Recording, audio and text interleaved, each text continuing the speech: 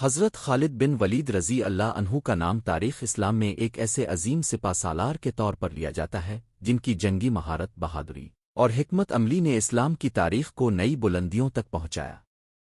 انہیں سیف اللہ یعنی او اللہ کی تلوار کا لقب دیا گیا، جو ان کی جنگی صلاحیتوں اور اسلام کے لیے ان کی بے مثال خدمات کی عکاسی کرتا ہے۔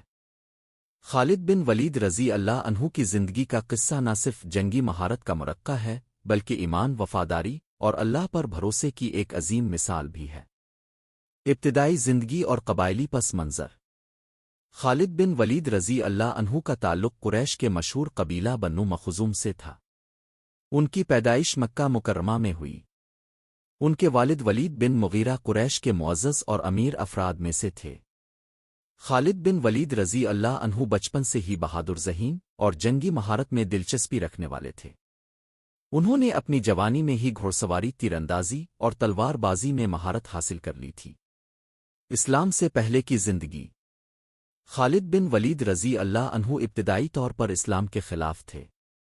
وہ قریش کے ان لوگوں میں شامل تھے جنہوں نے رسول اللہ صلی اللہ علیہ وسلم اور مسلمانوں کے خلاف جنگوں میں حصہ لیا۔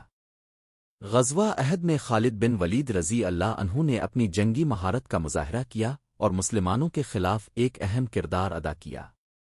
انہوں نے مسلمانوں کی صفوں میں خلل ڈالا اور جنگ کے دوران ایک اہم موڑ پر اثر انداز ہوئے۔ اسلام قبول کرنے کا واقعہ۔ خالد بن ولید رضی اللہ عنہ کے دل میں اسلام کی حقانیت کا احساس ہوا اور وہ اسلام کی طرف مائل ہونے لگے۔ انہوں نے اپنے بھائی ولید بن ولید کے ذریعے اسلام کے بارے میں مزید جانکاری حاصل کی۔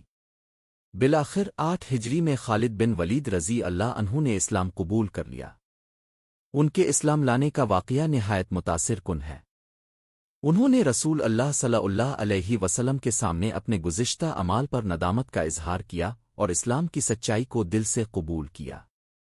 رسول اللہ صلی اللہ علیہ وسلم نے خالد بن ولید رضی اللہ عنہ کے اسلام لانے پر خوشی کا اظہار کیا اور انہیں ایک بہترین سپہ سالار کے طور پر سراہا۔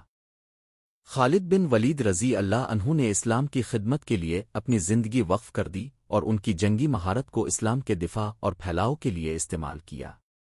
غزوہ موتہ میں شرکت۔ خالد بن ولید رضی اللہ عنہ کی پہلی بڑی جنگ جس میں انہوں نے اسلام کے لیے حصہ لیا وہ غزوہ موتہ تھی۔ یہ جنگ 8 ہجری میں رومیوں کے خلاف لڑی گئی۔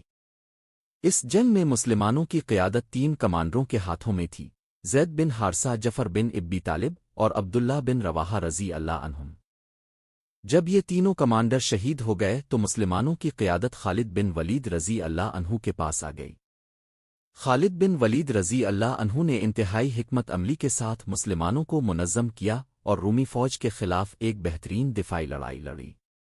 انہوں نے اپنی جنگی مہارت کا مظاہرہ کرتے ہوئے مسلمانوں کو شکست سے بچایا اور انہیں محفوظ طریقے سے مدینہ واپس لے آئے۔